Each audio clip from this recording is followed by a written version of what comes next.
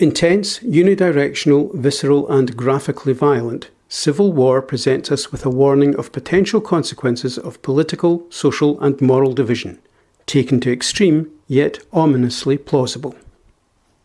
In the context of the film, we learn that the President of the United States is dictatorial and has acted out with the terms of the Constitution, in that, among other things, he is serving a third term, has disbanded the FBI, and has fired upon his own citizens to bring them under control. We hear the President claim democratic authority under the Constitution and the broader legal system, yet he appears to be undermining and spurning restrictions and regulations set out in the same Constitution he has sworn to uphold. It is implied the President has abandoned rule by law and principle in favour of personal entitlement, judgment and preference. He applies personal perception and acumen rather than apply a considered overview in which varying points of view are respected. As a result of this attitude at the top of government, numerous blinkered, narrow-minded and self-serving individuals are willing to act on their own beliefs and convictions, and they rationalise positions and manipulate situations and language to justify dubious, amoral and criminal behaviour.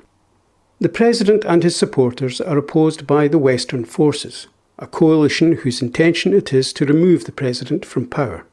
Opposition appears to be based on democratic order and principles, but in the face of amoral, brutal and remorseless attacks and attitudes, they must engage the enemy using similar tactics. Eventually, divisions have become so deep and entrenched and experience and pain so overwhelming that each side has lost sight of argument and reason and resorts to action without recourse to discussion. It becomes a matter of shoot first and ask questions later, as all participants seek to survive and impose their view.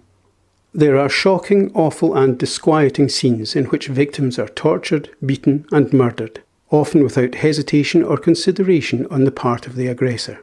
This, we may assume, is the consequence of the abandonment of objective justice and laws, replaced by partisan beliefs and skewed views, including personal acts of revenge and retribution, now apparently validated by manipulation and simple dismissal of principle and values at the top of government.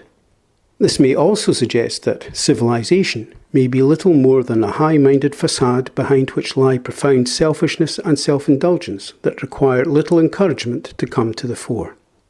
We witness unbridled and brutal destruction and devastation, and thus become aware of the fragility of the order, culture and even the very buildings that we take to be established and eternal. Yet here we see and understand how easily and quickly these pillars of progress in society can be undermined and destroyed without due care and attention to their maintenance. The events of the film are seen through the eyes of and conveyed by a party of journalists.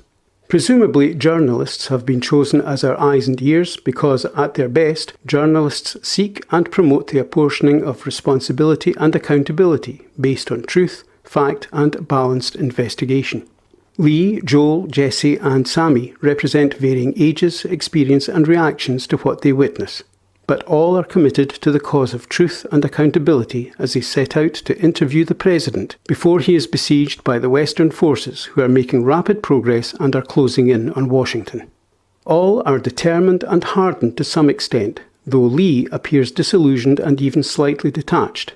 That is until they become personally involved in events and go through horror and distress firsthand, as opposed to maintaining a professional distance. They lose friends and witness brutal and terrifyingly casual executions of colleagues, and in a sense we in the audience share their horror and loss, as we have developed a rapport with and an understanding of these characters, and, though we have already witnessed dreadful events and cruelty, the victims in these events were unknown to us, while now we share the loss of friends and colleagues and the pain that inflicts. Lee is particularly traumatised and her detachment crumbles as she is forced to live with the pain and loss she has for so long merely reported, but previously she was able to hide behind a facade of professionalism and professional application. Indeed, there may even be doubt as to her desire to go on in this messed-up cauldron of misery as she saves young Jessie but fails to apply the very advice she gave to her protégé regarding keeping low when under fire. Perhaps she had lost hope in humanity.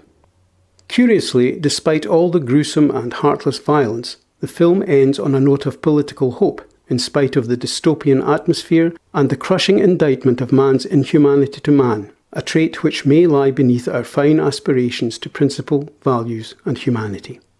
Fast-paced with exceptional performances and gripping direction, Civil War is something of a concept film which drives hard and fast towards its destination and leaves its audiences virtually beaten into submission. Perhaps the producers hoped this tactic would prove all the more effective in persuading its audience of the dangers and consequences of the path of division and conflict we appear to be following at present.